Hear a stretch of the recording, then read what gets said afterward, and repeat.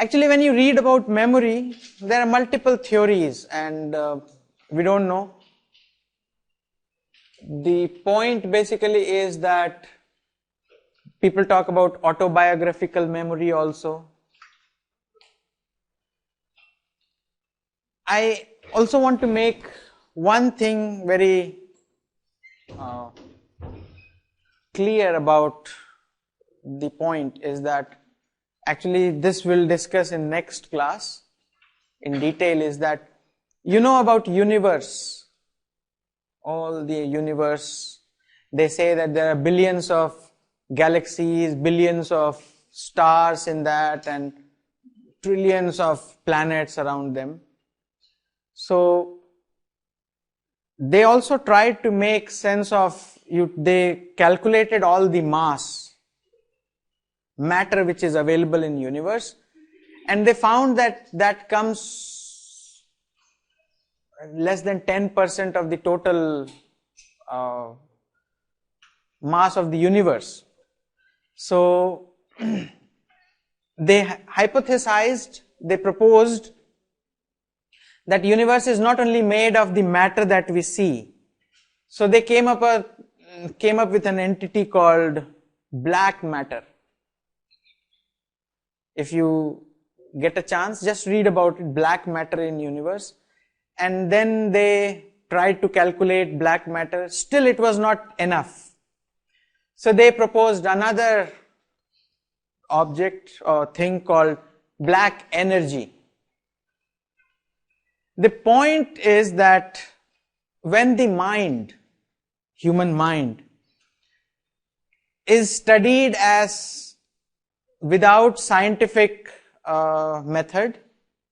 Scientific method is a method which can be repeated, which can be reproduced. You have the experiments done, some explanation. You hypothesize and then test it through some, experiments. But if you study mind only in terms of, it's called a priori knowledge of mind, that everyone has mind, and you try to explain mind without experiments.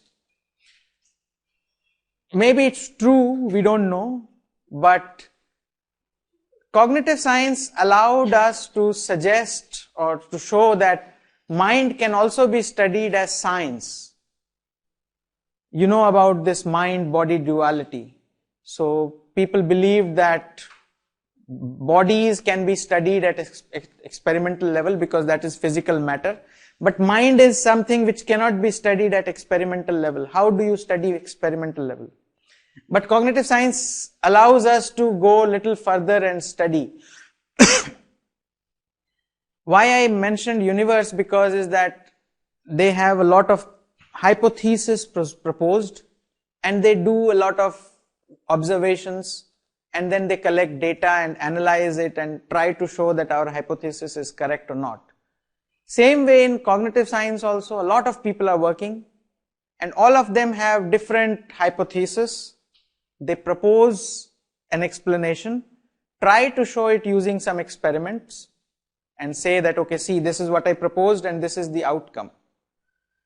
But again, all of these are hypotheses. All of these are hypotheses which can be refuted. So all of this that we are discussing are available as most rational explanations for our cognition. After 10 years, we may find that all of this that we have understood is gone. But it's perfectly fine because that's how the science works. Science moves by falsification. You prove one theory wrong and then go to next and then go to next and go to next. So cognitive science allows this thing. So these things are not commandments written on, rock. They will and they have to change to advance our understanding of the mind. But with the a priori or couch sitting understanding of mind, things did not change. Things remained same because you don't have mechanism to test your hypothesis. So anyways, with this remark, will not be able to cover all of this slides today, but they are anyway slides, so you can just go through. I will mention two of these. One is called explicit memory and the other one is called implicit or procedural memory. And they are organized in a different way. Explicit or declarative with conscious recall is processed in hippocampus. Hippocampus is here. Okay, so hippocampus is the lower part, the internal part of the brain on which this thing rests. So hippocampus is responsible for explicit memories, things that you consciously recall, encode and want to remember. Declarative, you are aware of it. But there is something also called implicit memory, which is motor and cognitive skills like reading, cycling, swimming and all these things are implicit or procedural memory. That is processed in part by cerebellum. Cerebellum is this part at the back of your head, and they say that implicit or procedural memory is stored there and processed there. I'll show you a video, which is an interesting video. It shows about a person who has a memory of 7 seconds. So it's a full documentary if you want to see it. Clive Wearing. Clive was an outstanding musician. He would take his work very, very seriously. At the same time, he loved music so much that he just really threw himself into it. It's a long video, I'll not play all of it, but this video talks about a person who had an injury and then finally lost his memory capacity. It's interesting to see that how he deals with it. The Renaissance. And he also worked a great deal in... Clive was an outstanding musician. He would take his work very, very seriously. At the same time, he loved music so much that he just really threw himself into it totally. Clive was a musician of enormous integrity. He was the world's expert on lassos, one of the 3 or 4 great composers of the Renaissance. And he also worked a great deal in contemporary music. He was chorus master of the London Sinfonietta, which was Europe's foremost group. Music flows out of him, whether he's singing or playing or conducting. It all started with a headache. Clive came home one hear day and said he had a very bad headache. The headache didn't lift, it didn't respond to analgesics. By the 4th day, he developed quite a high fever. And on the evening of the 4th day, for a little while, he forgot his daughter's name. By the 5th day, he was very delirious. Clive suffered from viral encephalitis, which has led to the damage of the left and the right temporal lobes, plus a good portion of the left frontal lobe. Now, the temporal lobes contain a structure called the hippocampus, which we know is implicated in memory function, and in Clive it has almost certainly been completely destroyed in both sides of his brain.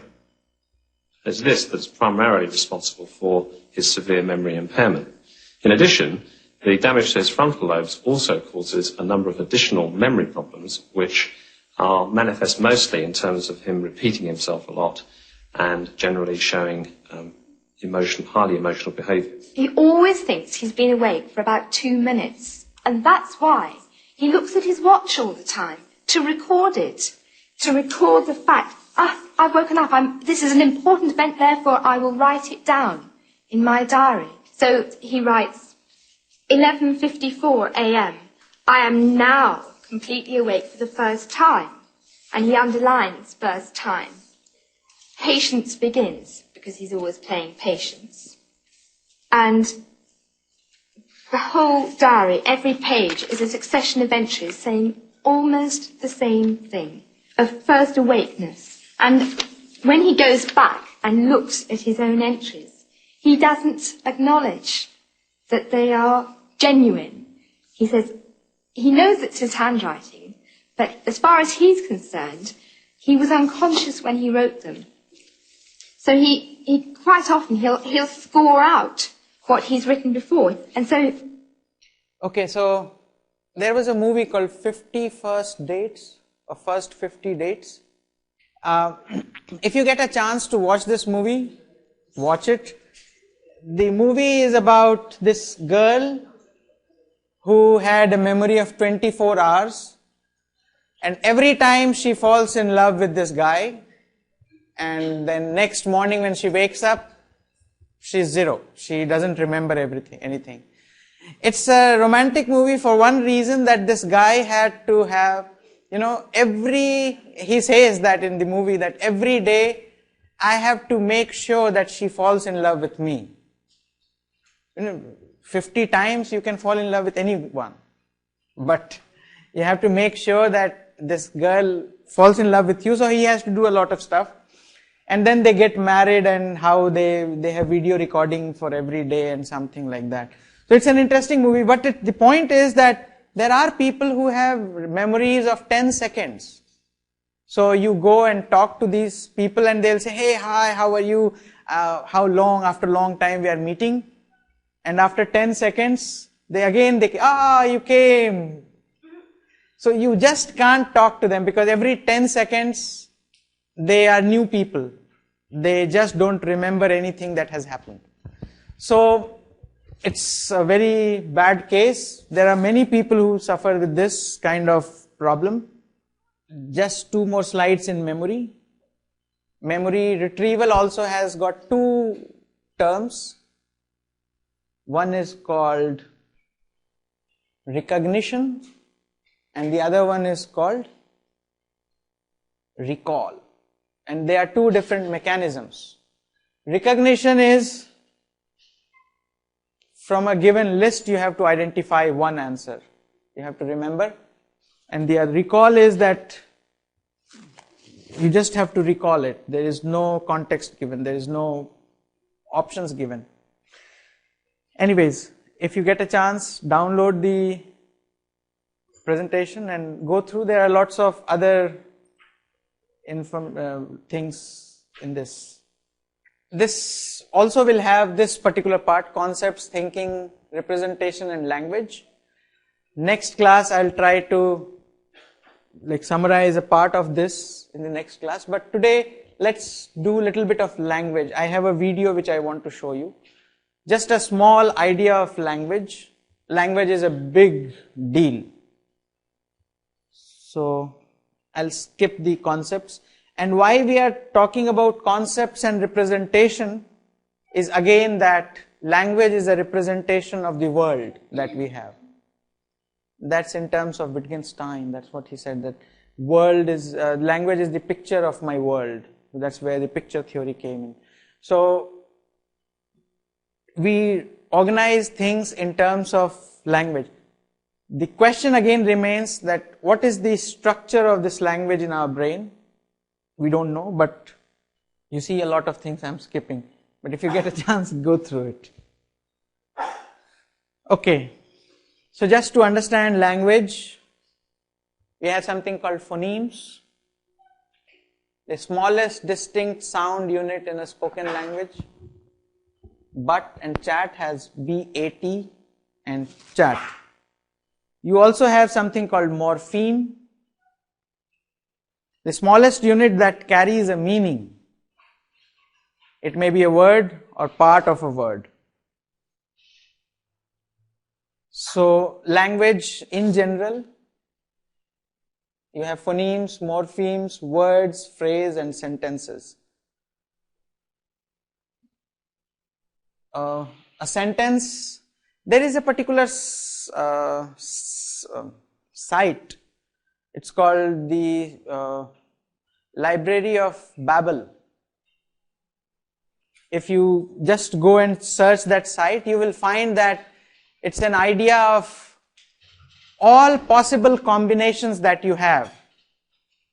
It can be created, and by randomly, there is a theory, there was this thing which said that a monkey, if it sits on the typewriter and randomly, keeps pressing the buttons, he may end up writing Bible also, or Shakespeare, Hamlet or whatever, because it's all the combination of letters, but how much time will it take, we don't know. But this Babel website it claims that anything that has been said or can be said in future is placed on a page in that library, and it's an algorithm. It's a little creepy, but you can search that. I typed like Amitash died in a car crash in 1950, in 2007. No, 2007, sorry. I'm still alive. 2017. And it gave me this sentence is there in this page, in this paragraph and whatever. So if you get a chance, babble. You have semantics and syntax. We already discussed what is syntax and what is semantics. This is the video which I want to show you. And then we can stop.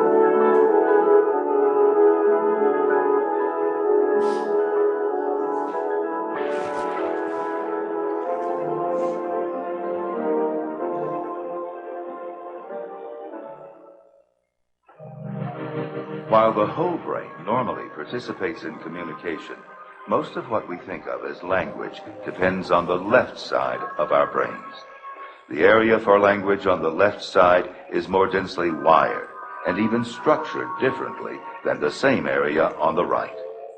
In 1861, Paul Broca discovered the left hemisphere's role in language.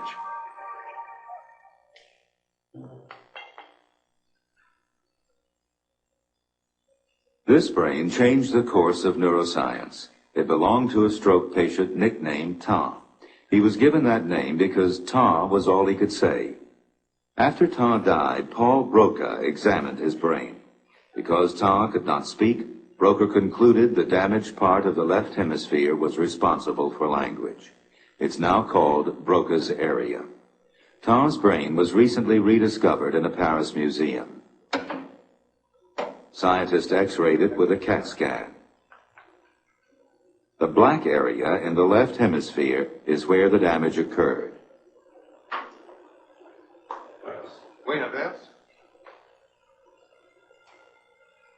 We now know that Broca was largely right. Damage to Broca's area does disrupt language.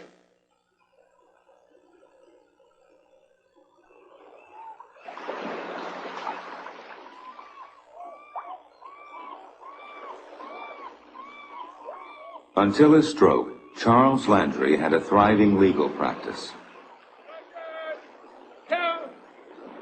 At age 45, a blood clot cut off circulation to part of his brain and put an end to his professional career.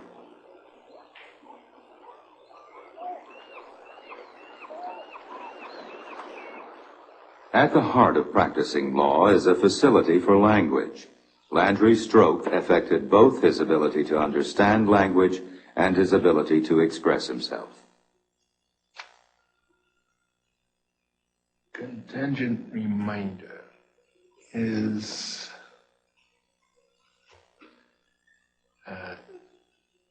sell it, sign it, deliver it, or anything. Subject to the contingency.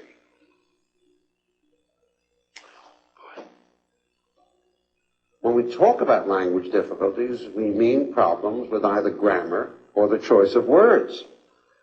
And if you were listening to him, someone might say, well, his grammar's all right, and even though he takes a long time to find the words, he tends to find them.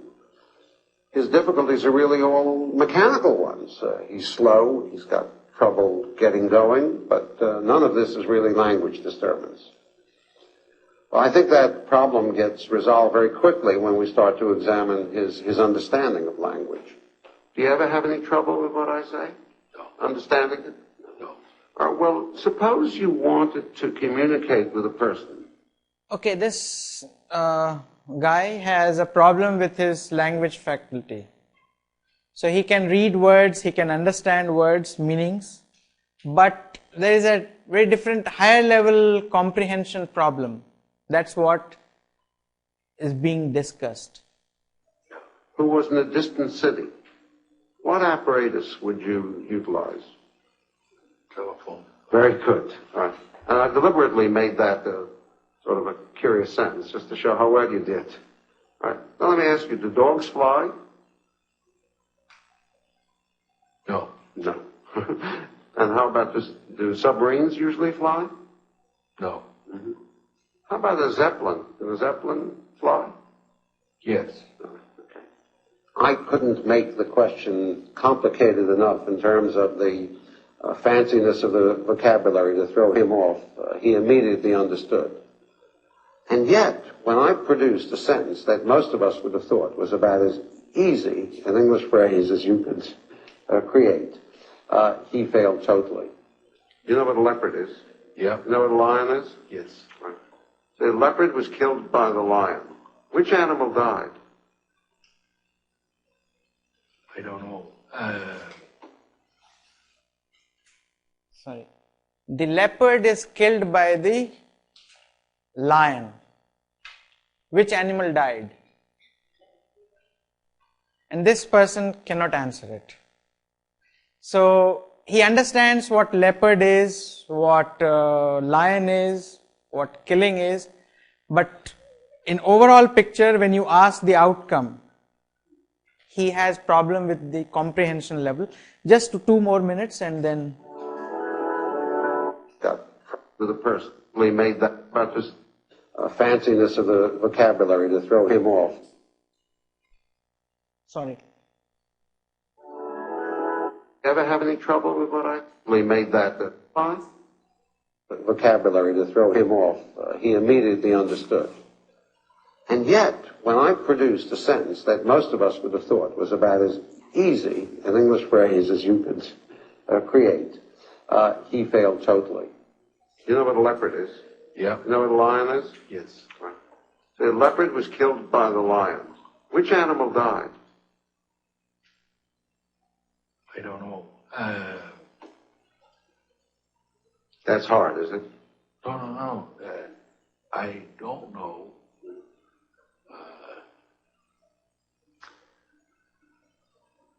What animal died? I don't know. You don't know what animal died. Right. Obviously, that's got to be an error in understanding the grammar.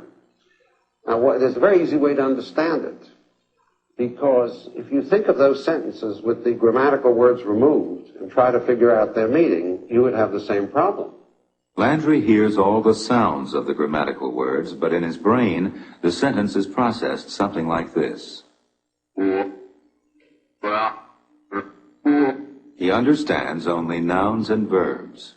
This pattern of having this special kind of understanding difficulty, which is confined almost exclusively to these little words, to the grammatical words and to the endings, is something that we find very frequently in the patient who's got damage to Broca's area. So the thing that's so perplexing in Mr. Landry is that he doesn't have this difficulty in spontaneous speech, he doesn't have this difficulty in repetition, but when we come to the comprehension tests, he has this difficulty in the most dramatic fashion.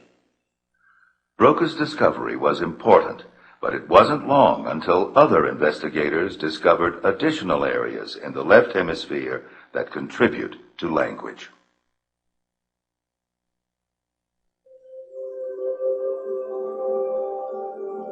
In 1874, the German scientist Karl Wernicke identified a third language area in the left hemisphere.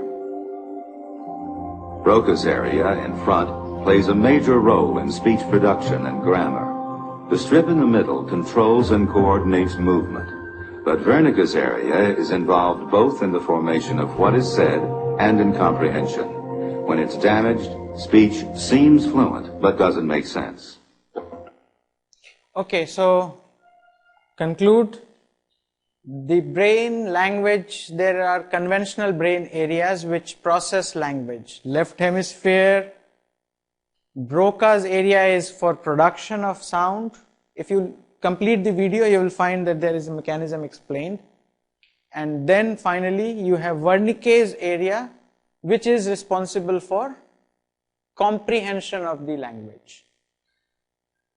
So we have more slides which I will discuss in next class, hopefully, a summarization. And how do we learn language, stages of languages. But so far, it's already 1:20. Any question?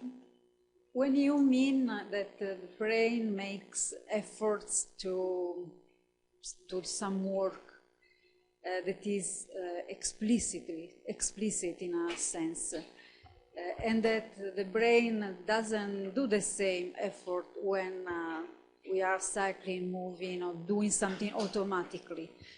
You mean that there is a difference, or that we don't perceive the effort, but the effort is still there? Yeah, so when I say that the brain makes an effort, it only means that brain seeks additional information.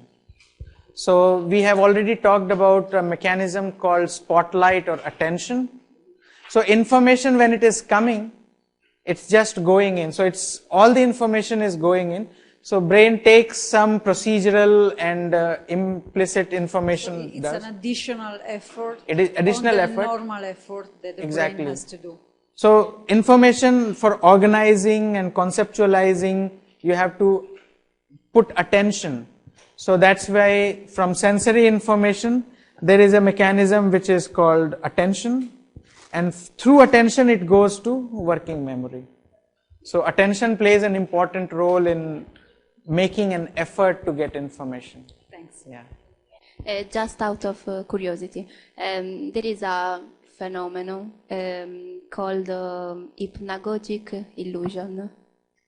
Which illusion? Hypnagogic illusion. What is that? No, Okay, so hallucination or illusion. Okay. You have 3 minutes time.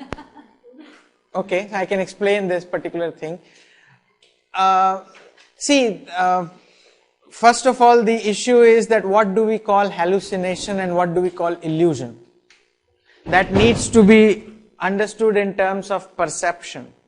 So if I see a monkey sitting here, am I hallucinating or am I illusioning, or I have an illusion, or am I perceiving? So the distinction between illusion, hallucination and perception is this. Perception is something which is there and you perceive it or see it as it is. Illusion is there is something and you see it as something else. So for example, if I see there is a rope and I see it as a snake, then it's an illusion. But the object has to be there. Third is called hallucination, which is there is nothing outside but still I am seeing something.